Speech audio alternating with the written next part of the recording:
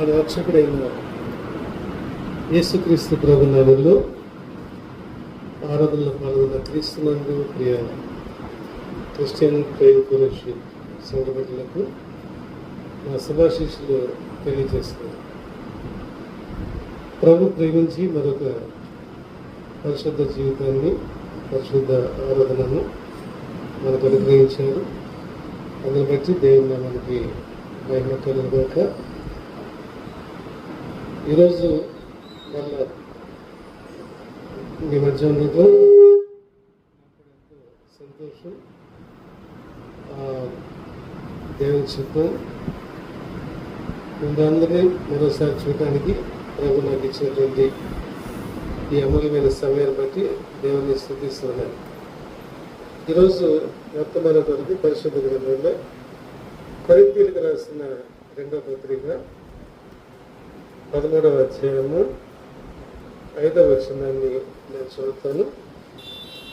మీరు విశ్వాసం గలవారై ఉన్నారో లేదో మిమ్మల్ని మీరే శోధించుకొని చూచుకొనిది, మిమ్మల్ని మీరే పరీక్షించుకొనిది. విశ్వాస జీవితానికి పరీక్ష ఉంటుంది. జీవితానికి పరీక్ష ఉంటుంది. దేవుని నామానికి మహిమ కలుగును గాక. లూకా సువార్త 9వ అధ్యాయం 56వ వచనంలో మనం చూసినట్లయితే యేసు ప్రభువుని వెంబడిస్తున్నటువంటి 3 శిష్యులను పిలిచినప్పుడు వారు చెప్తున్నటువంటి సాకులు ఏమిటంటే, ఒకడు ఏమని అడుగుతున్నాడు? గృహము కొరకు అడుగుతున్నాడు. యేసు ప్రభు ఏమైనా సమాధానం ఇచ్చారంటే, నక్కలకు బొరేలున్నాయి, ఆకాశ పక్షులకు గూళ్ళున్నాయి, మనుష్య కుమారుడు తలదాచుకున్నట్టుకైనా స్థలము లేదని చెప్పారు. నిజమే, ప్రభువు త్యాగం చేసి తన బిడ్డలకు గృహాలు ఇస్తున్నారు. ఇహలోకంలో గృహము బహుమానంగా ఇస్తున్నారు. అలాగే పరలోకంలో కూడా ప్రభు మన కొరకు గృహాలను సిద్ధం చేస్తున్నారు. కాబట్టి దేవుని విషయంలో మనము చింతించిన అవసరం లేదు. ఇక్కడ ప్రభు స్పష్టంగా మాట్లాడుతున్నారు. దేవునికి మాటలు మనం శ్రద్ధగా గమనించినట్లయితే, అంతటా వారు మరొక గ్రామంలోకి వెళ్ళి వారి మార్గంలో వెళ్ళిచుండగా ఒకడు, నీవెక్కడికి వెళ్ళినాను, నీ వెంట వచ్చేదనని ఆయనతో చెప్పాను. అందుకు యేసు, నక్కలకు బరీలను ఆకాశ పక్షులకు నివాసములు కలవు కానీ మనుష్య కుమారునికి తలవాల్చుకున్నట్టుగా స్థలం లేదని అతనితో చెప్పాను. ఆయన మొదటితో నా వెంట రమ్మని చెప్పాను. అతడు, నేను వెళ్ళి మొదట నా తండ్రిని పాతి పెట్టి వచ్చేటప్పుడు సెలవుమని అడిగాను. అందుకు ఆయన, మృతులు తన మృతులను పాతి పెట్టుకోలేము, నీవు వెళ్ళి దేవుని రాజ్యమును ప్రకటించమని వారితో చెప్పాను. మరి అప్పుడు ప్రభువా, నీ వెంట వచ్చేదను కానీ నా ఇంట తన వారి యొద్ద సెలవు తీసుకుని వచ్చుటకు మొదట నాకు సెలవుమని అడుగగా, యేసు నాగటి మీద చేయి పెట్టి వెనక తట్టు చూచు వాడెవడును దేవుని రాజ్యమునకు పాత్రుడు కాదని వారితో చెప్పాను. ఇక్కడ ముగ్గురు వ్యక్తులు 3 విధాలుగా మాట్లాడుతున్నారు. అయితే అది దేవుని చిత్తం కాదు. ప్రభువు పిలిచినప్పుడు ప్రభుని వెంబడించేవారుగా ఉండాలి. యేసు ప్రభు శిష్యులను పిలిచారు. మనం మార్కు సువార్తలో మనం చూస్తాము. పేతురును ప్రభు పిలిచినప్పుడు, పేతురు, ఆంద్రేయ ప్రభు పిలిచినప్పుడు వారు వలలను విడిచిపెట్టి వెళ్ళారు.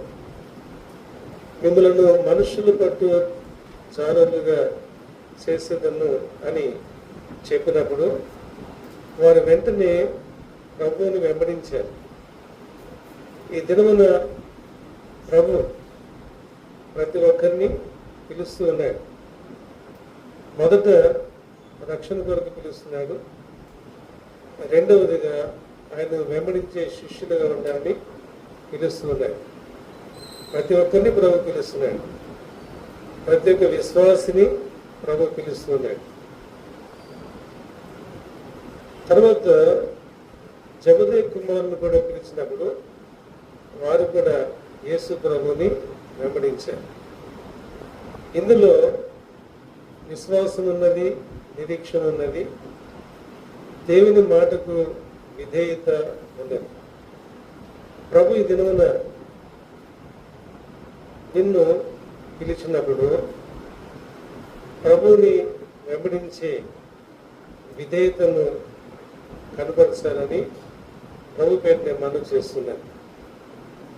ఒక యవనస్తుడు ఆస్తిపరుడు ప్రభు యొద్దకు వచ్చి నిత్య జీవం పొందడానికి నేనేమి చేయవలను అని అడిగినప్పుడు యేసు ప్రభు ఆ యవనస్తులతో కొంత సమయము హెచ్చించి ముచ్చటించి చివరికి నీవు వచ్చి నన్ను వెంబడించునని చెప్పినప్పుడు అతడు మిగుల ఆస్తిపరుడు. అంటే అక్కడ ఏమని రాయబడ్డదంటే ఆస్తిని హత్తుకొని జీవించేవాడు, ఆస్తి యందు నమ్మిక ఉంచేవాడు. కాబట్టి తన ఆస్తిని విడిచిపెట్టలేక ముఖము చిన్నబుచ్చుకొని వెళ్ళాను. తర్వాత అతను ఎక్కడో కూడా కనిపించడు. ఈ దినంలో ప్రత్యేక రీతిలో ప్రభు మనతో మాట్లాడుతున్నాడు. స్వపరీక్ష అనేది ఉండాలి. విశ్వాస జీవితంలో స్వపరీక్ష అనేది ఉండాలి. దేవుని సన్నిధికి వచ్చినప్పుడు దేవుడు ప్రభు మనతో మాట్లాడుతున్నప్పుడు వాక్య వెలుగులో మన జీవితాలను పరీక్ష చేసుకోవాలి. దేవుని సన్నిధికి వచ్చి వెళ్ళిపోయే వారు ఉండకూడదు. ప్రభు నాతోనే మాట్లాడుతున్నాడు అనే గ్రహింపు ఉండాలి. ప్రభు నాతో మాట్లాడినప్పుడు నాకు తెలిసిన వాక్యమే, తెలిసిన వాక్యంతోనే ధరణి ప్రభు నాతో మాట్లాడాడు. మనకు వాక్యం తెలుసు, వింటున్నారు. అయితే ఈ నా మాటలు విని వాటి ప్రకారము జీవించేవాడు బండ మీద తన ఇంటిని కట్టిన బుద్ధిమంతుని పోలి ఉన్నది. ధర్మశాస్త్రమును వినివాడు నీతిమంతుడు కాదు, కానీ ధర్మశాస్త్రం ప్రకారము జీవించేవాడు నీతిమంతుడు. నీతిమంతులుగా మనం తీర్చబడాలి. తిమోతి రాసిన మొదటి పత్రిక 3వ అధ్యాయము 10వ వచనంలో మొదట వారు పరీక్షింపబడవలెను, అనిందులైతే ప్రభు పరిచర్య చేయువారుగా ఉండవలెను. ఇక్కడ 2 ప్రాముఖ్యమైన మాటలు మనం చూస్తున్నాం.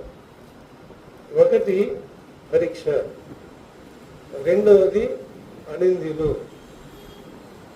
విశ్వాస జీవితంలో కేవలము బాప్తిస్మంతో మనం సరిపెట్టుకోకూడదు. మారు మనస్సుకు తగిన ఫలాలు ఫలించాలి. మారు మనస్సు అనుభవం అనేది అది ప్రారంభం మాత్రమే. మన విశ్వాస యాత్ర ఆత్మీయ జీవితము ప్రారంభిస్తున్నాం. మారు మనస్సు అనే కృపావరం ద్వారా యేసు ప్రభు యొద్దకు మనం వస్తున్నాం. తర్వాత మన ఆత్మీయ యాత్రలో మారు మనస్సుకు తగిన ఫలాలు ఉన్నాయి. పరీక్ష అనేది ఉండాలి. స్వపరీక్ష చేసుకున్నాం. తర్వాత మనల్ని పరీక్షించేవారు ఉంటారు. ఇది గుర్తుపెట్టుకోవాలి. ప్రభు యొద్దకు రాకమునుపు మన ఎవరు పట్టించుకోరు. ప్రభు యొద్దకు వచ్చిన తర్వాత బైబిల్ తీసుకొని చర్చకు వస్తున్నప్పుడు మన యొక్క ప్రవర్తనను పరిశీలిస్తారు. అంటే మన సాక్ష్య జీవితాలు జాగ్రత్తగా ఉండాలి. ఇక్కడ మనం కొర్నేలి అనే ఒకరిని మనం చూస్తున్నాం. అపోస్తలుల కార్యములు 10వ అధ్యాయము 22వ వచనంలో కొర్నేలిని గురించి ఇద్దరు పనివారు, ఒక సైనికుడు చెప్తున్న సాక్ష్యం ఏమిటంటే, కొర్నేలి నీతిమంతుడును, దేవునికి భయపడేవాడును, యూదా జనులందరి వలన మంచి పేరు పొందినవాడినైన శతాధిపతి అయిన కొర్నేలి. శతాధిపతి కొర్నేలి శతాధిపతి. ఈ శతాధిపతిగా ఉన్నటువంటి కొర్నేలి గురించి ఆయన పనివారు చెప్తున్నటువంటి సాక్ష్యం ఎలా ఉన్నదంటే, నీతిమంతుడు. ఎంత మంచి మాట! నీతిమంతుడు అంటే యేసు ప్రభు ఒక్కరే నీతిమంతుడు. యేసు ప్రభును కలిగిన వారు నీతిమంతులుగా తీర్చబడుతున్నారు. దేవునికి భయపడేవాడు. చూడండి, మనం ఎవరికి భయపడిన అవసరం లేదు. అయితే ఎవరైతే భయపడకము అని అభయం ఇస్తున్నారో ఆ దేవునికి భయపడాలి. కొర్నేలి దేవునికి భయపడేవాడు. యూదా వారందరి వలన మంచి పేరు పొందుకున్నవాడు. యూదులు యేసు ప్రభుని తిరస్కరించారు. అటువంటి యూదా జనాంగము ద్వారా మంచి పేరును సంపాదించుకున్నాడు. మంచి సాక్ష్యము కొర్నేలి గురించి వారి పనివారు చెప్తున్నారు. మనం కూడా ఉద్యోగం చేస్తున్నాం. ప్రభు నాకు ఉద్యోగం ఇచ్చారు. నాకు ఉద్యోగం ఇచ్చింది ఎందుకంటే అది నా కుటుంబ పోషణ కొరకు. అలాగే నేను ఉద్యోగం చేసే చోట ప్రభువుకి సాక్షిగా ఉండాలి. మన సాక్ష్య జీవితం ద్వారా ప్రభువుని కనుపరిచి నిమిత్తం ప్రభు మనకు ఉద్యోగాలు ఇస్తున్నాడు, జీవనోపాధిని ఇస్తున్నాడు. నా సంఘంలో ఒక కూలి పని చేసుకునే ఒక సహోదరి ఉన్నది. ఆమె కూలి పని చేస్తూ తన తోటి కూలి పని వారికి వాక్యం చెప్పి వారి కొరకు ప్రార్థన చేస్తారు. ప్రార్థన చేయడంలో కూడా ఏదో మామూలుగా ప్రార్థన చేయటం కాదు, కన్నీరు మున్నీరుగా ప్రార్థన చేస్తారు. చూసారా ఎటువంటి మంచి సాక్ష్యము! విశ్వాస వీరులుగా, ప్రార్థనా యోధులుగా మనం జీవించాలి. దానియేలు ఆ విధంగా జీవించాడు. ప్రార్థనా పరుడు. సహజంగా మనకు ఉద్యోగం చేసే చోట శోధనలు వస్తాయి, ఆటంకాలు వస్తాయి, అసూయ పరులు ఉంటారు. అయినప్పటికీ దేవుని బిడ్డలమైన మనం ఆయనకు సాక్షాత్తునే జీవించాలి. గొప్ప సాక్ష్యాన్ని మన పట్ల వారు తెలియచేయాలి. నా ఉద్యోగంలో మా సూపర్వైజర్ నన్ను చాలా హెరాస్ చేశారు. అయితే నేను ప్రభువులో ఉన్నాను, ప్రార్థన చేసేవాడిని. అంటే చాలా కాలం తర్వాత అందరూ ఉన్నారు, మా కొలీగ్స్ అందరూ ఉన్నారు. ఆయన చెప్పిన సాక్ష్యం ఏమిటంటే, నేను మొదట ఇలా ప్రవర్తించాను, అయితే మనలో ఒక దైవజనుడు ఉంటూ మనకెంతో ఆశీర్వాదం అని సాక్ష్యం చెప్పాడు. అతడు క్రైస్తవుడుగా. అటువంటి సాక్ష్యాన్ని మనం కనపరచడం ద్వారా దేవునికి మహిమ కలుగుతుంది. చివరకు ఆయన చనిపోయే సమయంలో ఆయన కొరకు నేను ప్రార్థన చేస్తాను. హాస్పిటల్లో ఉన్నాను. ప్రభు పేరు నేను మనం చేస్తున్నాను, ఇది నా గొప్పతనం కాదు, ఇది మన బాధ్యత అని నేను గుర్తు చేస్తున్నాను. కొన్నేది అటువంటి గొప్ప సాక్ష్యాన్ని పొందుకున్నాడు. మన పనివారు మన గురించి సాక్ష్యం చెప్తారు. చూడండి, పనివారి విషయంలో కూడా జాగ్రత్తగా ఉండాలి. అపవాది ప్రవేశించడానికి ప్రయత్నం చేస్తాడు. అయితే పనివారి కోసం మనం ప్రార్థన చేయాలి. పనివారు కూడా మన గురించి ఒక సాక్ష్యం చెప్పాలి. అది దేవుని బిడ్డల యొక్క సాక్ష్య జీవితం. పరీక్షిస్తారు అనే విషయాన్ని మనం గుర్తుపెట్టుకోవాలి. కాబట్టి మనము దేవునికి భయపడి జాగ్రత్తగా ఉండాలి. రెండవదిగా, మనం దైవజనులు పరీక్షిస్తారు. ఒక సంఘ విశ్వాసులను దైవజనులు పరీక్షిస్తారు. వారి యొక్క సామర్థ్యాన్ని, నమ్మకత్వాన్ని పరీక్షిస్తారు. గుర్తుపెట్టుకోవాలి. పులిపీటి యొద్ద నుండి ఇక ఈ పులిపీటి యొద్ద నిలబడి ప్రవచనపూర్వకంగా వాక్యం చెప్తున్న దైవజనులకు ప్రభు మీ స్థితిగతులను తెలియజేస్తాడు. గొప్ప గొప్ప దైవజనులు, ప్రవక్తలు ఈ పులిపీటి మీద నిలబడి వాక్యం చెప్తున్నారు, ప్రవచనాలు చెప్తున్నారు. కాబట్టి దైవజనులు పరీక్షిస్తారు అనే విషయాన్ని గుర్తుపెట్టుకోవాలి. భయపడే వరకు ఉన్నారు. ఎలీషా యొద్ద ఒక సేవకుడు ఉన్నాడు. ఆ సేవకుడు గెహజీ. ఎలీషా తిరస్కరించినటువంటి బహుమానాలను ఆశించి నయమాను రథముల వెంట పరిగెత్తాడు. చూసారా? ఎలీషా తిరస్కరించాడు, వద్దని చెప్పాడు. ఎందుకంటే దేవుడు కృపావరాలు ఇస్తాడు మనకి. ఈ కృపావరాలు మనం ఉచితంగా పొందుకుందాం, వాటిని ఉచితంగానే మనం ఉపయోగించాలి. ఎటువంటి ధనాపేక్షతో వాటిని ఉపయోగించకూడదు. ఈ దినాల్లో వ్యాపారం అయిపోయింది. అది దేవుని చిత్తము కాదు.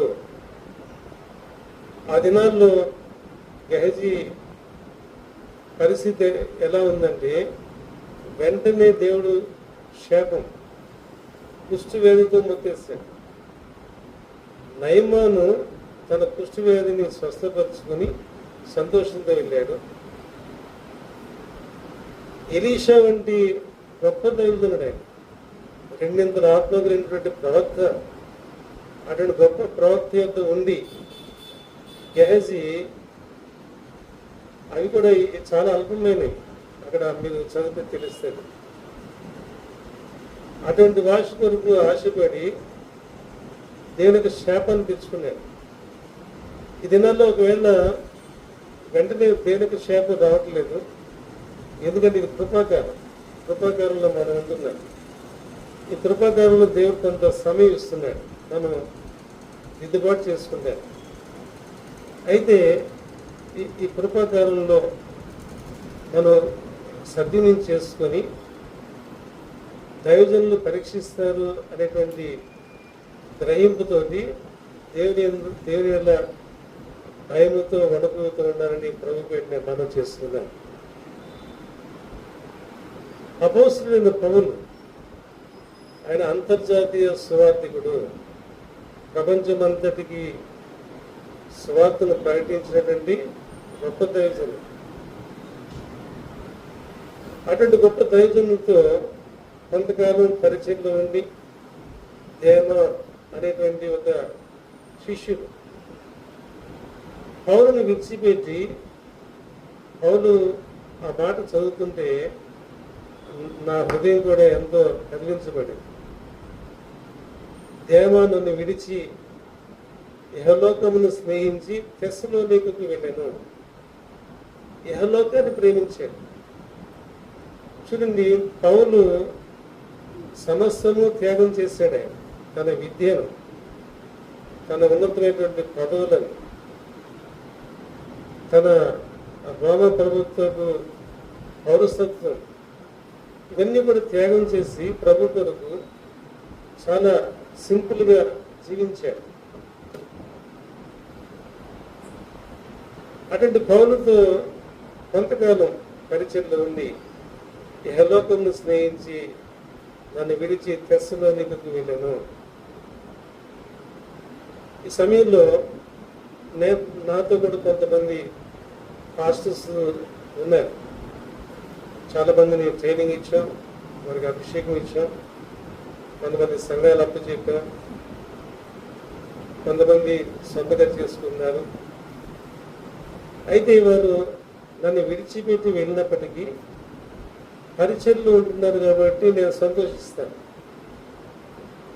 కొంతమంది విశ్వాసులు, సేవకులు విడిచి వెళ్ళి దేవునికి దూరస్తులైపోయారు. నాకెంతో వేదన కలుగుతుంది. ఎందుకంటే ఒక ఆత్మ కొరకు ఒక బిడ్డను ప్రసవించాలంటే 9 నెలలు కష్టపడి గర్భంలో మోసి ప్రసవాన్ని ఇస్తారు. ప్రసవ వేదన, శారీరకమైనటువంటి బిడ్డను జన్మనివ్వటానికి అంత 9 నెలలు ప్రయాసపడితే ఒక ఆత్మను సంపాదించాలండి, ఒక తాగుబోతును ప్రభులోనికి నడిపించాలండి, ఒక నరహంతకుడిని ప్రభులో నడిపించాలంటే ఎంత ప్రయాస కావాలి. ఒక సమరయ స్త్రీని రక్షించడానికి యేసు ప్రభు ఎంత శ్రమ తీసుకున్నారు. మండు టెండర్లో యాకోబు భవ్యతకు వెళ్ళి ఆ సమరయ స్త్రీ రక్షణ కొరకు ఆయన ఆహారం కూడా మానేసి దేవుని పని చేయటమే, తండ్రి పని చేయటమే ఆహారము పానీయమన్నారు. ఒక ఆత్మను రక్షణ నడిపించాలంటే ఎంతో కన్నీటి ప్రార్థన ఉంటారు. చూడండి, ఈ దినమున మీరు చక్కగా రక్షణ పొంది దేవుని సన్నిధిలో వాక్యం వింటున్నారంటే మీ రక్షణ కొరకు దైవజనులు కాచిన కన్నీరు మర్చిపోకూడదు. చూడండి, ప్రభు చేసిన త్యాగం ఎవరు చేయలేదు. యేసు ప్రభు త్యాగం చేశారు. మన రక్షణ కొరకు ఆయన ప్రాణం పెట్టాడు. ఇది మనం ఎన్నడూ కూడా చులకనగా ఎంచకూడదు. ప్రభు పేరున మనం చేస్తున్నాం. ఏదైనా చిన్న సమస్య వస్తే ప్రభు చేసిన త్యాగాన్ని మర్చిపోకూడదు. ఏదైనా ఒక ఫెయిల్యూర్ మన జీవితంలో జరిగితే, ఏదైనా లోటు వస్తే, ఏదైనా దుర్ఘటన జరిగితే మనం మర్చిపోకూడదు ఏంటంటే యేసు ప్రభు చేసిన త్యాగం, బలియాగం ఎన్నటికీ మర్చిపోకూడదు. స్వపరీక్ష అనేది ఉండాలి. మన మనస్సాక్షిని ఎల్లప్పుడూ కూడా జాగ్రత్తగా చూసుకోవాలి. దైవజనుల ద్వారా పరీక్ష ఉంటుంది, గుర్తుపెట్టుకోండి.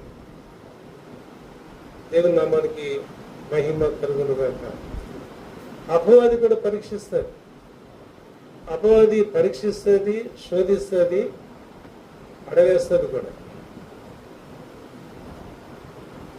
పేతురు విషయంలో ప్రభు ఏమని చెప్పారంటే చూడండి, లూకాసు వార్త 22వ అధ్యాయము 31వ వచనంలో, సీమోను సీమోను, సాతాను మిమ్మును పట్టి గోధుమల వలె జల్లించుటకు మిమ్మల్ని కోరుకొనెను. పేతురు యేసు ప్రభుకి ప్రియమైన శిష్యుడు. అయితే ప్రభు పేతురుతో ఈ మాట చెప్పి ప్రభు పేతురు కొరకు ప్రార్థించాడు. ఈ దినమున సాతాను జల్లించేస్తాడు. ఎవరినంటే దేవుని బిడ్డలు, ఏర్పరచుకున్న పడిన వాళ్ళు కూడా జల్లెడ వేసేస్తున్నారు. దేవుని కృపను బట్టి మన కొరకు ప్రభు యేసుప్రభు ఇప్పుడు ఏం చేస్తున్నారు? ఆయన యేసుప్రభు కళ్ళకు నుండి మన కొరకు ప్రార్థన చేస్తున్నారు. కాబట్టి మనం ధైర్యంగా ఉండొచ్చు కానీ మెలకువ కలిగి ప్రార్థన చేయాలి. మీరు శోధనలో ప్రవేశించకుండా మెలకువ కలిగి ప్రార్థించండి. నేను కూడా అనేక పర్యాలు శోధనలో పడిపోయాను.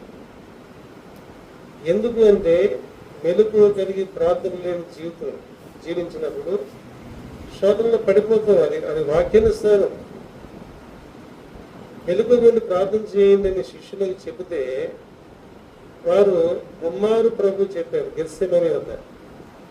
చెబితే వారు మెలకువ కలిగి ప్రార్థన చేయలేకపోయారు. కునుపాట్లు పడ్డారు, నిద్రించారు. అది ప్రార్థించే సమయంలో ప్రార్థన చేయాలి. ప్రభు హెచ్చరించారు మెలకువ కలిగి ప్రార్థన చేయాలని. మెలకువ కలిగి ప్రార్థన చేయలేదు కాబట్టి పేతురు శోధనలో పడిపోయాడు. యేసు ప్రభువుని బంధించడానికి వచ్చినటువంటి రోమా సైనికుడైన మల్కు చెవిని తెగనరికాడు. అంతేకాదు, దూరంగా ఉండి ప్రభుని వెంబడిస్తూ యేసు ప్రభు ఎవరో నేను అసలు ఎరుగనని ఆయన చివరకు ఒట్టు పెట్టుకున్నాడు, ప్రమాణం చేస్తున్నాడు. చూసారా ఇటువంటి శోధన? యేసు ప్రభువుకు ప్రియమైన శిష్యుడైన ఏర్పరచబడిన వాడిని సైతం పడవేయటానికి అపవాది పొంచి ఉన్నాడు. ఈ మాటలు నా మాటలు కాదు. ఈ దినమున ప్రభు మీతో మాట్లాడుతున్నాడు, నాతో కూడా మాట్లాడుతున్నాడు. వాక్యం రెండంచుల ఖడ్గం చాలా పదమైనటువంటి అది. ఈ వాక్యము మూలుగుల్లోనికి వెళ్ళిపోతుంది. నేను మెడికల్ ఫీల్డ్లో ఉన్నాను కాబట్టి ఒక విషయం చెప్తాను. కొన్ని బ్యాక్టీరియా కానీ వైరస్ కానీ మన బాడీలో ఉన్నప్పుడు యాంటీబయాటిక్స్ వాడతాం. యాంటీబయాటిక్స్ అవి కొంతవరకు మాత్రమే మన బాడీలో ప్రయాణం చేస్తాయి.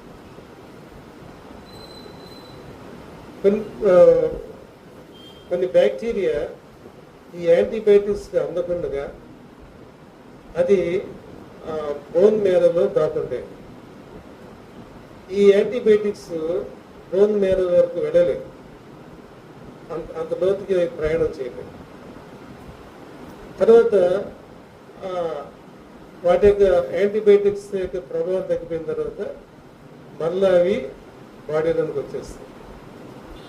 అయితే దేవుని యొక్క వాక్యము ఎంత పదునైనటువంటి ఖడ్గం అంటే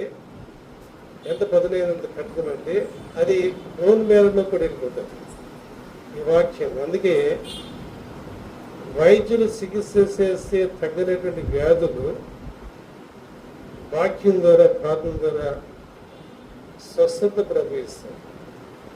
దేవుని నామానికి మహిమ కలుగునుగాక. ఈ పాపము అనేటువంటి వ్యాధి క్రీస్తు రక్తము మన శరీర భాగంలో అవి ప్రవేశించినటువంటి ప్రదేశం అంటూ ఏది లేదు. క్రీస్తు రక్తంలో అటువంటి శక్తి ఉన్నది. పరిశుద్ధాత్మ అభిషేకంలో అటువంటి శక్తి ఉన్నది. కాబట్టి మనం చేయాల్సినటువంటి పని ఏంటంటే పరీక్ష చేసుకోవాలి. పరీక్ష చేసుకోకపోతే మనకు గ్రహింపు ఉండకపోతే శోధనలో పడిపోయే ప్రమాదము ఉన్నది. ఒక విషయం నేను తెలియజేస్తాను. ఒకసారి పరలోక సంబంధం ఏంటంటే వారంలో రుచి చూసి అనుభవించిన తర్వాత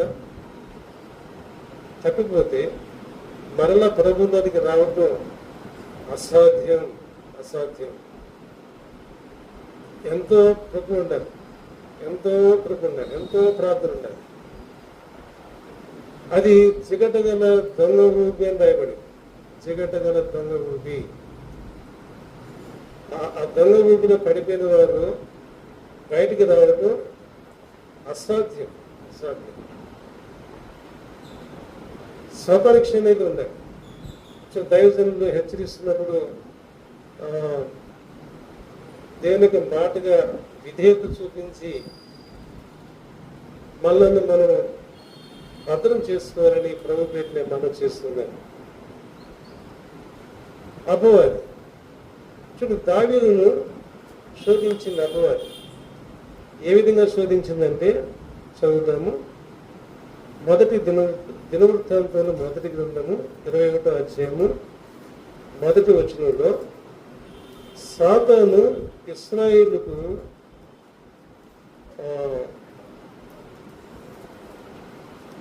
విరోధముగా లేచి ఇశ్రాయేలును లెక్కించుటకు ప్రేరేపింపగా. చూడండి, దావీదును ప్రేరేపిస్తుంది సాతాను ఇశ్రాయేలుకు విరోధముగా లేచి ఇశ్రాయేలును లెక్కించుటకు ప్రేరేపించగా. ఇశ్రాయేలును లెక్కించకూడదు, అది దేవుని క్రమం అంతే. యోబు దావీదు యొద్ద ఉన్నటువంటి యోబు ఆయన హెచ్చరిస్తున్నప్పటికీ కూడా దావీదు ఇశ్రాయేలు లెక్కించాడు. అది దేవుని దృష్టిలో పాపం. చూసారా, దావీదు నా హృదయానుసారి అని సాక్ష్యం పొందాడు. అటువంటి హృదయానుసారి అయినటువంటి దావీదునే అపవాది ప్రేరేపించిందని ఇశ్రాయేలు లెక్కించడానికి. తర్వాత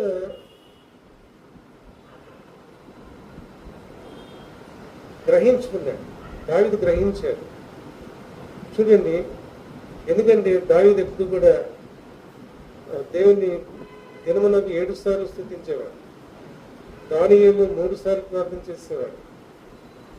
కాబట్టి ఆ యొక్క గ్రహింపు దావీదుకున్నప్పుడు అది గ్రహించుకొని నేను 3 శిక్షలు అక్కడ రాయబడ్డాయి. దావీదు ఏమని కోరుకున్నాడంటే, నేను దేవుని చేతిలో పట్టేది నాకు క్షేమం అనుకున్నాడు. దేవుడు విధించే శిక్షను కోరుకున్నాడు. దేవుని నామానికి మహిమ కలుగునుగాక. మొదటి భాగంలో పరీక్ష గురించి మనం తెలుసుకున్నాం. మనను స్వపరీక్ష చేసుకోవాలి. మన పనివారు మనల్ని పరీక్షిస్తుంటారు, దైవజనులు పరీక్షిస్తుంటారు, అపవాది పరీక్షించి శోధించి పడవేయటానికి ప్రయత్నం చేస్తాడు అనే విషయాలను మనం తెలుసుకున్నాం. మనం ఆరాధించే దేవుడు కూడా మనల్ని పరీక్షిస్తాడు. ఆయన పరీక్ష ఎలా ఉంటుందంటే శ్రమలు, కష్టాలు, ఆర్థికమైన ఇబ్బందులు, వాటి ద్వారా కూడా ప్రభు పరీక్షిస్తాడు. చూడండి, మనం వాక్యం చెప్తున్నప్పుడు ఏమని చెప్తామంటే, దేవుని నమ్ముకుంటే మీ కష్టాలన్నీ పోతాయి, మీ వ్యాధులు పోతాయి, ఎటువంటి ఆర్థికమైన ఇబ్బందులు ఉండవని చెప్తాము. అది కరెక్ట్ కాదు. అవి ఉంటాయి కానీ ఏమని చెప్పాలంటే, ప్రభువుని నమ్ముకున్నప్పటికీ శ్రమలు ఉంటాయి, కష్టాలు ఉంటాయి, ఆర్థికపరమైన ఇబ్బందులు ఉంటాయి, వ్యాధి బాధలు ఉంటాయి. అవి టెంపరీ, అవి తాత్కాలికం. ఆ పరిస్థితులలో దేవుడు తోడుగా ఉంటాడు. వాటి నుంచి విడిపిస్తాడేటువంటి విశ్వాసం కలిగి ఉండాలి అని మనం చెప్పాలి. లేకపోతే వారి విశ్వాసంలో పడిపోయే ప్రమాదం నిజంగానే ఉంటాయి, ఉండదని కాదు. మీ జీవితంలో లేవా, నా జీవితంలో లేవా? ఎన్నో ఇబ్బందులు ఉన్నాయి, ఎన్నో ఆర్థికమైన ఇబ్బందులు ఉన్నాయి, శ్రమలు ఉన్నాయి, కష్టాలు ఉన్నాయి. అయితే పౌలు ఒక మాట ఉన్నాడు, శ్రమైనను వస్త్రహీనతైనను ఉపద్రవమైనను క్రీస్తు ప్రేమ నుంచి ఏది నన్ను వేరు చేయలేదు. ఒక దైవజనుడు ఒక ఆర్టికల్ రాస్తూ, దేవుడు సుఖ సంతోషాల్లో మనతో పాటు నడుస్తాడు, ఫుడ్ స్టెప్స్ గురించి ఆయన ఒక ఆర్టికల్ రాశాడు. సుఖ సంతోషాల్లో దేవుడు మనతో పాటు నడుస్తాడు, కష్టాల్లో వ్యాధి బాధల్లో ఆయన తన హస్తాల్లో ఎత్తుకొని నడుస్తాడు. చూడండి, శ్రమల్లో, కష్టాల్లో, వ్యాధి బాధల్లో దేవుని హస్తాల్లో మనం ఉంటున్నాం అనేది మనం గుర్తుపెట్టుకోవాలి. దేవుని నామానికి మహిమ కలుగునుగాక. అంతేకాదు, సంతోషాన్ని ఇచ్చి కూడా శోధిస్తాడు ఆయన.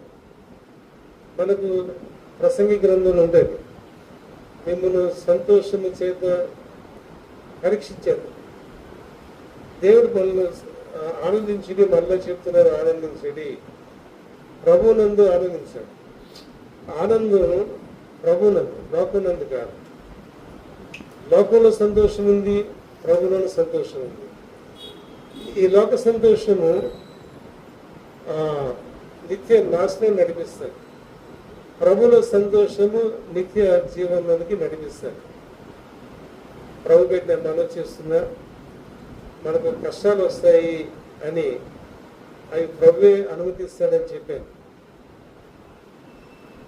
మన బ్రదర్ జాన్ వెస్లీ గారు ఒక మెసేజ్ పంపించారు నాకు, ఈ శ్రమల కాలంలో ప్రార్థన చేయమని. మేము ప్రార్థన చేస్తున్నాము, మీరు కూడా ప్రార్థన చేయమని చెప్పారు. నేను సంఘంలో ప్రార్థన చేశాను, మీటింగ్స్లో కూడా అనౌన్స్ చేసి ప్రార్థన చేశాను. ఆ ప్రార్థన ఏమిటంటే, క్రైస్తవులకు ఓటు హక్కు లేకుండా చేయాలని, ముస్లిమ్స్లకు ఓటు హక్కు లేకుండా చేయాలని, ఆ 3/4 మెజారిటీ వస్తే వారు చట్టం చేయాలని వారు ప్రయత్నం చేస్తున్నారు. నిజంగా ఆ ప్రయత్నాలు చూస్తుంటే అవి జరుగుతాయి అన్నట్టుగా ఉన్నాయి, జరగచ్చు కూడా. అయితే ఇవన్నీ కూడా దేవుని ఆధీనంలో ఉంటాయి. మనం చేయాల్సిన పని ఏమిటంటే, మనం భయపడకుండా, కలవరపడకుండా ప్రార్థన చేయదు. అదే బ్రదర్ నాకు చెప్పారు. నిజమే, మన యూట్యూబ్లో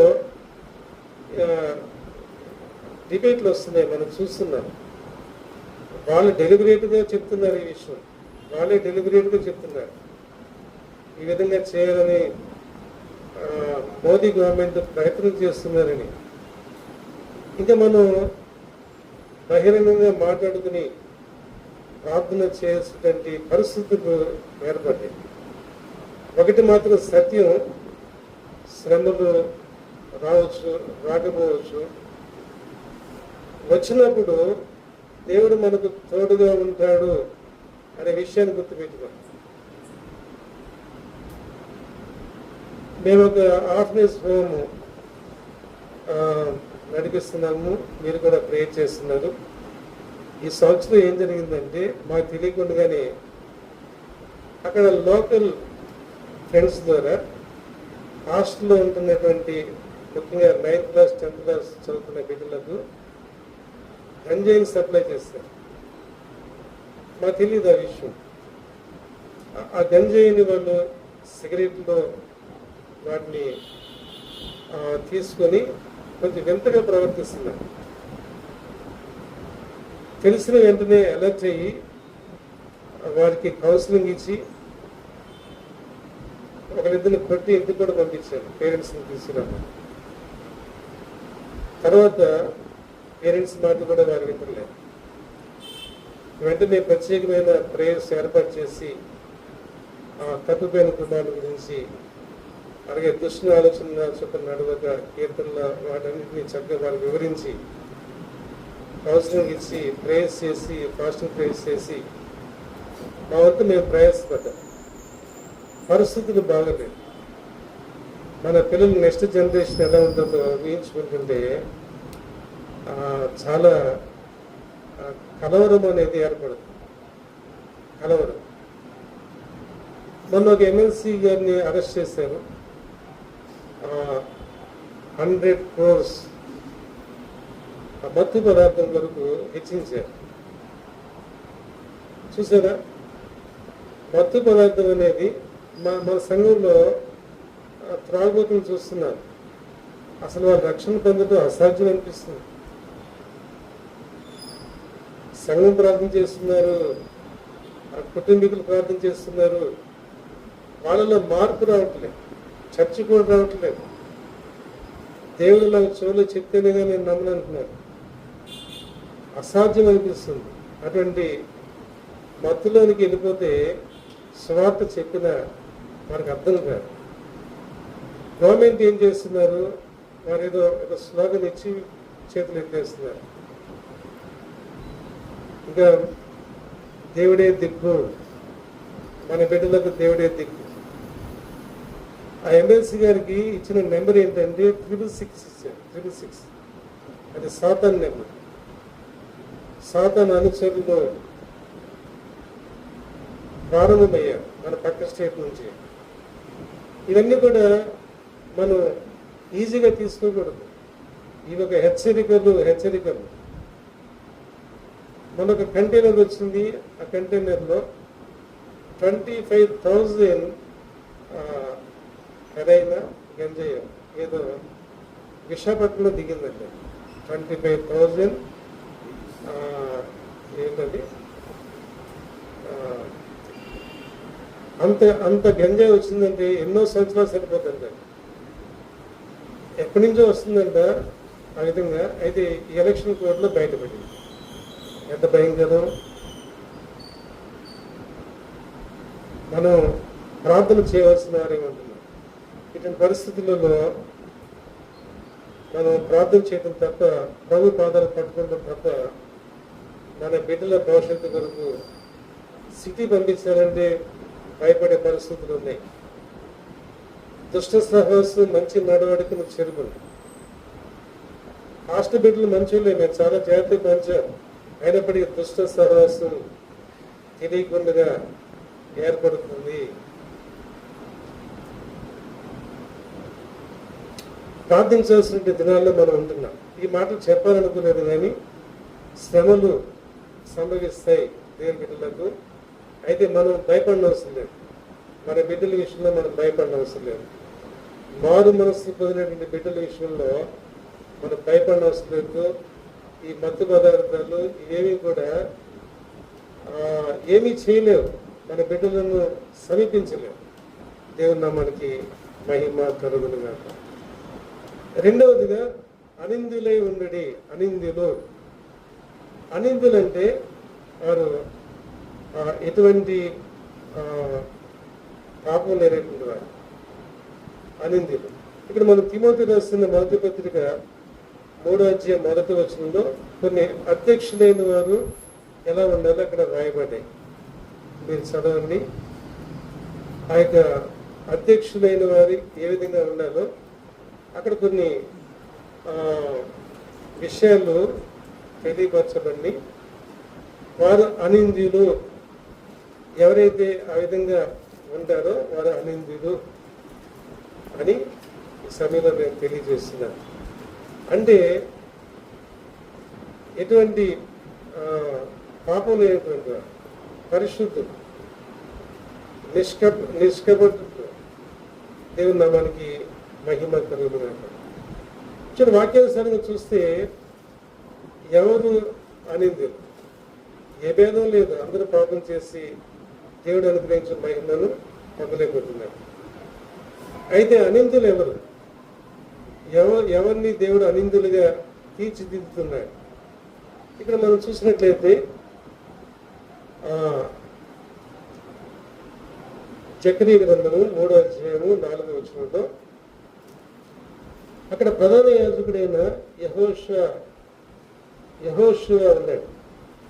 ప్రధాన యాజకుడైన యెహోషువ ఎవరైనా తీసి చదవండి. నాకు కొంచెం సైట్ సరిగ్గా కనబడట్లేదు. జకరియా గ్రంథము 3:4.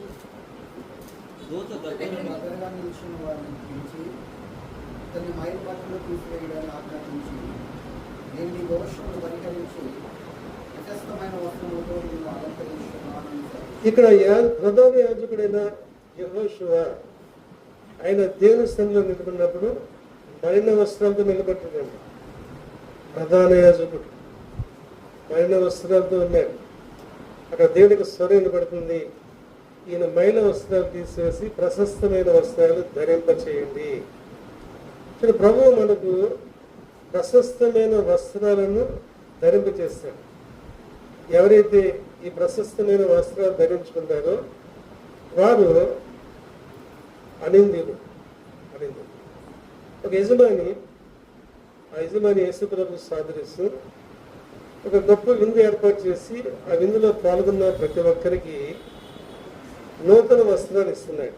అంటే నూతన వస్త్రాలను ధరించుకొని ఆ విందులో పాల్గొనాలి, ఆ పెండ్లి విందులో పాల్గొనాలి. అది కండిషన్. అయితే ఒకడు నూతన వస్త్రాలు లేకుండా ఉన్నాడు. అతను పిలిచి, ఈ నూతన వస్త్రాలు నీకు ఉచితంగా ఇస్తున్నాను, ఎందుకు ధరించుకోలేదు, ఆ మడి వస్త్రాలతో ఎందుకు విందులో ప్రవేశించావు అని అడిగినప్పుడు మౌనిగా ఉన్నాడు. ఆ యజమాని ఏం చేశాడంటే, ఇతన్ని వెనపడకు త్రోసివేయండి, అక్కడ ఏడుపును పండ్లు కొరుకుని ఉండను. మనం అనిందులుగా ఉండాలి. అంటే క్రీస్తు రక్తంలో కడగబడినటువంటి అనుభవం మనకు ఉండాలి. మారు మనసు ద్వారా అప్పటి వరకు మన పాప రోత జీవితాన్ని వదిలిపెట్టేస్తున్నాం, సమాధి చేస్తున్నాం. ఆ తర్వాత జీవితంలో శాంటిఫికేషన్ అనే అనుభవం మనకు ఉండాలి. శాంటిఫికేషన్, పరిశుద్ధపరచబడిన జీవితం, ఇది చాలా అవసరం. చాలా మందికి తెలియదు, తెలిసినా కానీ పట్టించుకోవట్లేదు. అది హృదయం మోసకరమైనది, అది ఘోరమైన వ్యాధి కలదు. కొంతమంది క్రైస్తవులు చెప్పే మాటలు నాకు చాలా నిరుత్సాహాన్ని కలిగజేస్తాయి. మనం ఇంకా శ్రమ పడనక్కర్లేదు, మనం పడాల్సిన శ్రమ అంతా ఆయన పడ్డాడు, ఇంకా మనం శ్రమ పడటం ఏంటి, హ్యాపీగా ఎంజాయ్ చేయాలంట. యేసు ప్రభు మన శ్రమ అంతా ఆయన పడ్డాడంట, ఇంకా మనం హ్యాపీగా ఎంజాయ్ చేయొచ్చు. అంత అవిశ్వాసం మరొకటి లేదు. పరిశుద్ధపరచబడిన జీవితం అవసరం. అనిందులు ఎవరు అనిందులు అంటే, ఇప్పుడు క్రీస్తు రక్తంలో కడిగబడి ప్రశస్తమైన వస్త్రాలు ధరించుకొని దేవుని రాజ్యంలో ప్రవేశిస్తామనే నిరీక్షణతో ప్రభు రాకడ కొరకు సిద్ధపడి నిరీక్షణ కలిగి జీవించేవారు అనిందులు. దేవుని నామానికి మహిమ కలుగుగాక. ఈ అనిందులు ప్రభు పరిచర్య చేసేవారుగా ఉంటారు. మన ప్రభు పరిచర్యలో ఉండాల్సిందే. మరి కొంతమంది విశ్వాసులు ఏమంటారంటే, నేను విశ్వాసిని, పాస్టర్ని కాదు, శిష్యుని అంతకంటే కాదు అంటారు. అది కరెక్ట్ కాదు. మీరు వెళ్ళి సమస్త జనులను శిష్యులుగా చేయండి అన్నాడు, విశ్వాసులుగా చేయమని లేదు, శిష్యులుగా చేయండి అన్నాడు. కాబట్టి ప్రతి ఒక్క విశ్వాసి శిష్యునిగా సిద్ధపడాలి. నేను రక్షణ పొందాను, పరలోకానికి వెళ్ళిపోతాను అంటే అది నిజమైన స్థిరమైన విశ్వాసము కాదు, అది నిజమైన మారు మనసు కాదు, అది దొంగ మారు మనసు. ఈ మోసం నుంచి మనం బయటపడాలి. గిరిగీసుకుని ఒక విశ్వాసి జీవించలేడు. విశ్వాస జీవితంలో ముందుగానే వెళ్ళాలి, లేకపోతే వెనక్కన పోవాలి తప్ప గిరిగీసుకుని ఉండలేరు. ప్రభు పెట్టిన మనం చేస్తున్నారు. విశ్వాస జీవితంలో అభివృద్ధి ఉండాలి. ఆత్మీయ జీవితంలో నూతన ఫలాలు కలిగి ఉండాలి. అనిందులుగా ఉండి ప్రభు పరిచర్య చేసేవారు ఉండాలి. ఈరోజు వర్తమానం అది. నేను ఎప్పుడు చెప్తూ ఉంటాను, వాక్యం ఉన్నప్పుడే మన హృదయంలో వెంటనే ఒక తీర్మానం తీసుకోవాలి. అప్పుడే కాదులే మళ్ళా మీటింగ్స్ ఉన్నాయి కదా, దైవజనులు వస్తారు అప్పుడు చూద్దాంలే అనుకుంటే రేపు మంది కానీ నేడే రక్షణ దినం, నేడే అనుకూలమైన సమయం. వాక్యం చెప్తున్నప్పుడే తీర్మానం తీసుకుంటే దేవుడు ఆ తీర్మానాన్ని స్థిరపరుస్తాడు. ఆమేనంటాడు. నేను ప్రభు అనిందీలుగా జీవించాలి, నీ పరిచర్య చేయాలి అనేటువంటి ఆసక్తి ఉండి నువ్వు తీర్మానం తీసుకుంటే తప్ప ప్రభు నీ జీవితంలో కార్యం చేయడు. ఆశ లేదు, ఆసక్తి లేదు, ప్రభు కూడా కార్యం చేయడు. గుర్తుపెట్టుకోండి. పట్టుదల లేకుండా పరీక్షలో పాస్ అవ్వలేవు. పట్టుదల ఉండాలి. దేవుని నామానికి మహిమ కలుగునుగాక. మరొక ప్రవక్త నేను చూపించి ముగిస్తాను. మరొక ప్రవక్త ఎవరంటే యెషయా ప్రవక్త. యెషయా ప్రవక్త దేవుని సన్నిధిలో నిలబడ్డాడు. యెషయా గ్రంథము 6వ అధ్యాయము 5-6 వచనాల్లో మనం చూసినట్లయితే యెషయా ప్రవక్తే. అయితే ఆయన అపవిత్రమైన పెదవులు ఉన్నాయి. అపవిత్రమైన పెదవులు. నేను రాత్రి ట్రైన్లో వస్తుంటే ఒక నలుగురు యూతే పక్కనకి వచ్చి ప్లేయింగ్ కార్డ్స్ ఆడుకుంటూ వారు ఎంత ఈజీగా బూత్ మాటలు మాట్లాడేస్తున్నారు. అసలు ట్రైన్ ఇది, పక్కన ఉన్నారు అనే కామన్ సెన్స్ లేదు అసలు.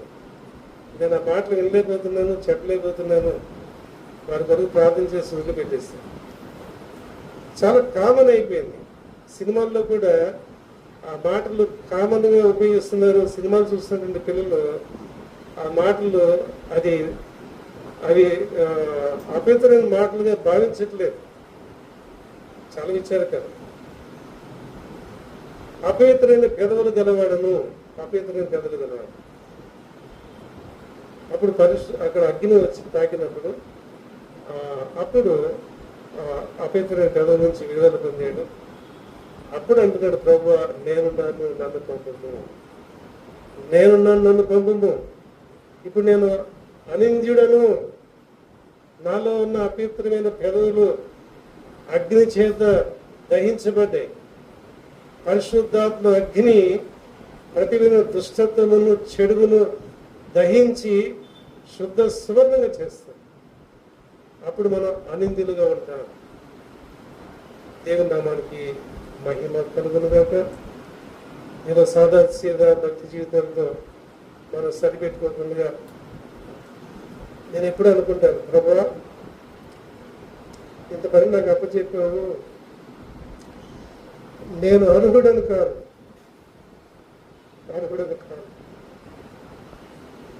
ఇటువంటి రిపెంటెన్స్ మనకుందా?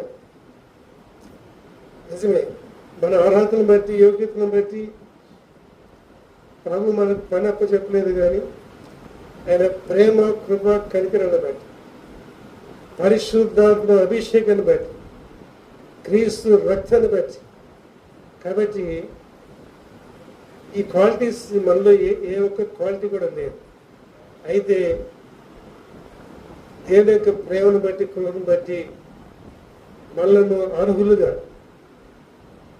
యోగ్యులుగా, మనకు ప్రభు ధన్యతను, ఆధిక్యతను, అధికారమును ప్రభు మనకి ఇచ్చాడు.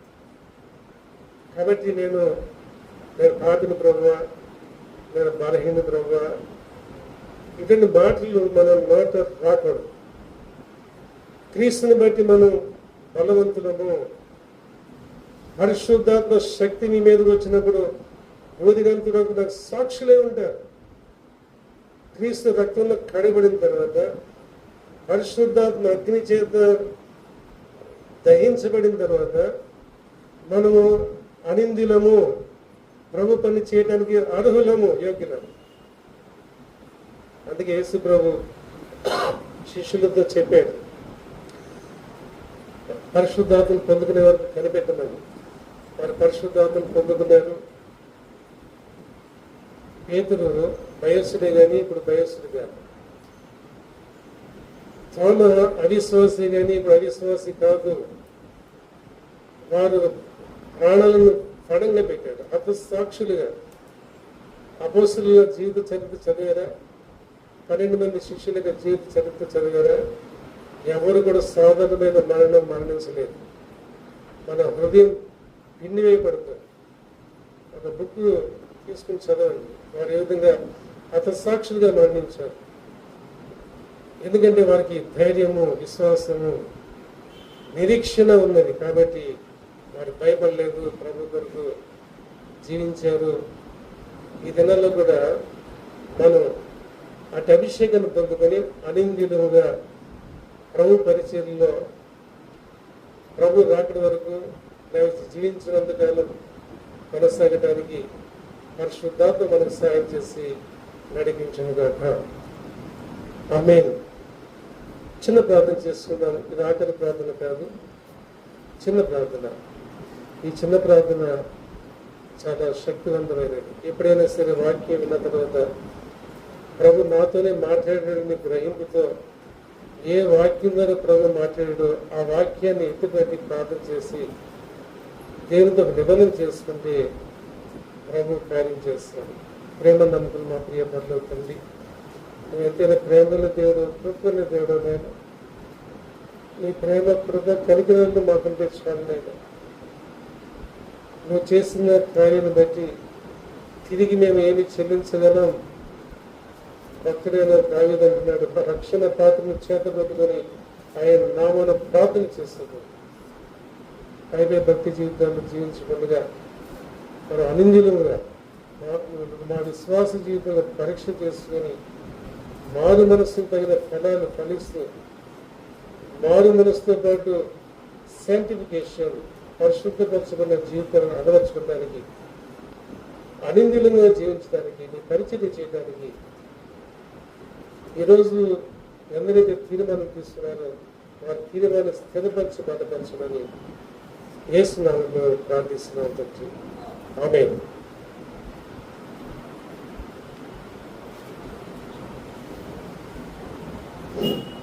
పుట్టపర్తిలో సేవ చేస్తున్న దైవజనులు ప్రేమ్ కుమార్ గారికి ఈరోజు మనకి పరిచర్య చేసినందుకు ధన్యవాదాలు తెలియజేస్తున్నాను.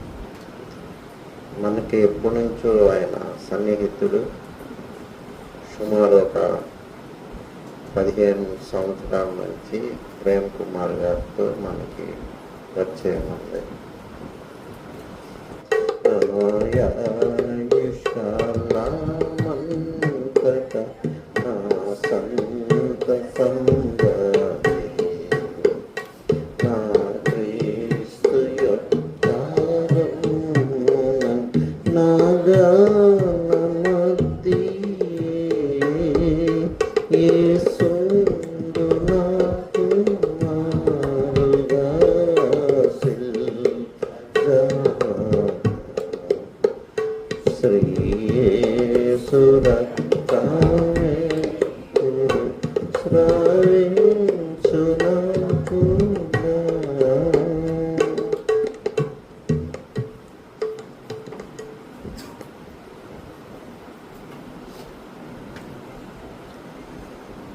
ప్రార్థన చేసుకుందాం. నీ సన్నిధిలో సంపూర్ణ సంతోషం కలదు. పాటలు పాడి స్తుతించాం, వాక్యం ధ్యానం చేశాం. నిజమైన సంతోషం మాకున్నది. నీ ప్రసన్నత మాకున్నది. ప్రభా, ఈ దినమున నువ్వు మాట్లాడిన ప్రతి మాటను బట్టి స్తుతిస్తున్నా. నీ సన్నిధికి వచ్చినప్పుడు నువ్వు మాట్లాడే దేవుడు, మేము ఆరాధించిన దేవుడు, మాట్లాడే దేవుడు.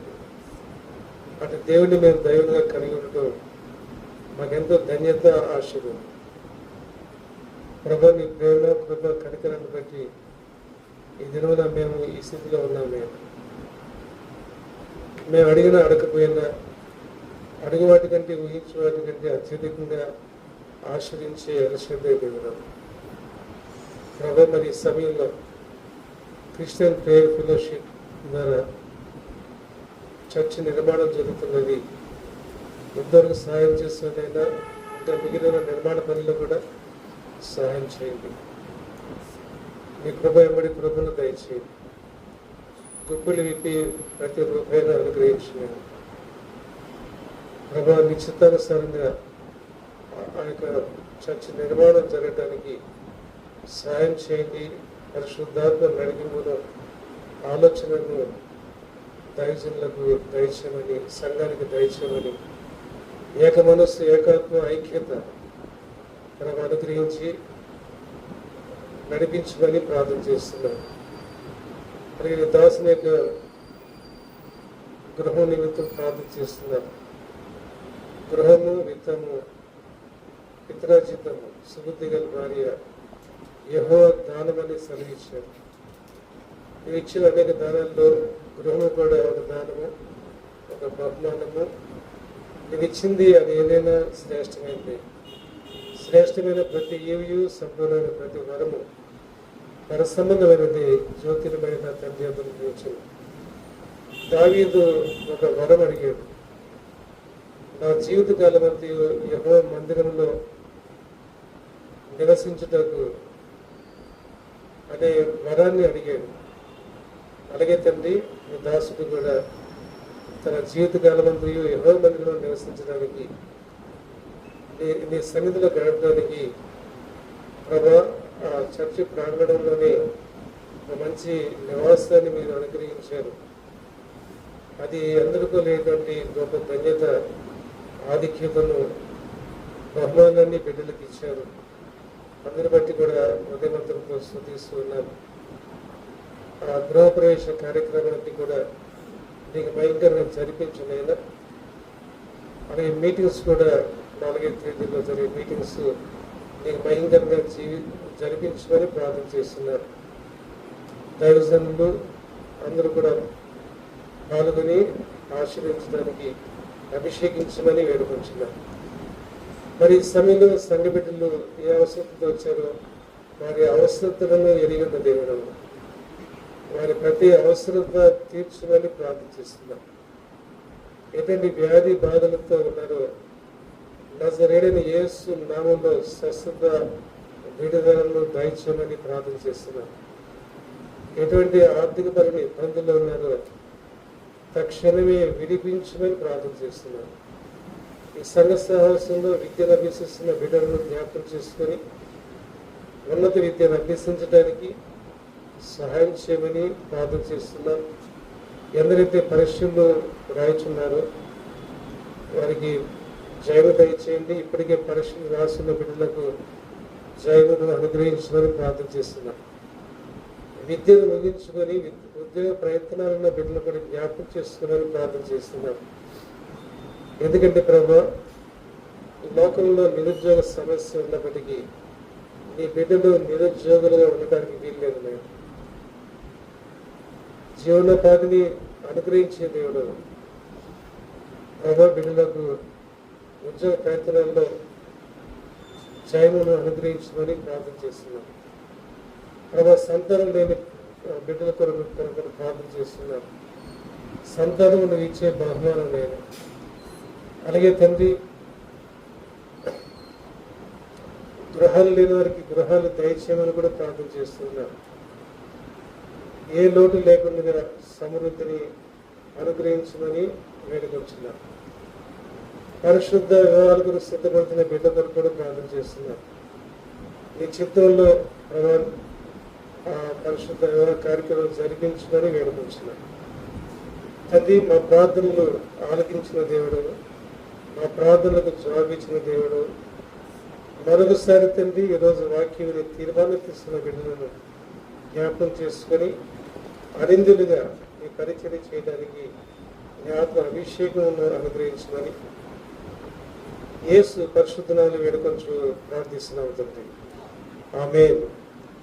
మన తండ్రి అయిన దేవుని దీవెన, ఒకే నిజరక్షకుడైన యేసుక్రీస్తు కృప, పరిశుద్ధాత్మ అన్యోన్య సహవాసం ఇప్పుడు ఎల్లప్పుడూ ప్రభువు రాకడ పర్యంతం చేరొచ్చిన మనందరం క్రీస్తు రక్తంలో కడగబడిన ప్రతి విశ్వాసి పరిశుద్ధాత్మ అభిషేకం పొందుకున్నటువంటి ప్రతి సేవకుని, క్రిస్టియన్ ప్రేయర్ ఫెలోషిప్ వల్ల ప్రతి కుటుంబానికి, దైవజనులకు సదాకాలము తోడే నడిపించును గాక. ఆమేన్. ఆమేన్. ప్రభు నామంలో మీ అందరికీ అందరూ తెలియజేస్తున్నా, మా కోసం ప్రేయర్ చేస్తున్నారు. ఇంకా భారంగా ప్రేయర్ చేయాలని, ముఖ్యంగా హోమ్ కొరకు ప్రార్థన చేయాలని నేను ప్రార్థన పూర్వకంగా తెలియజేస్తున్నాను. మీ అందరికీ నా హృదయపూర్వక వందనాలు.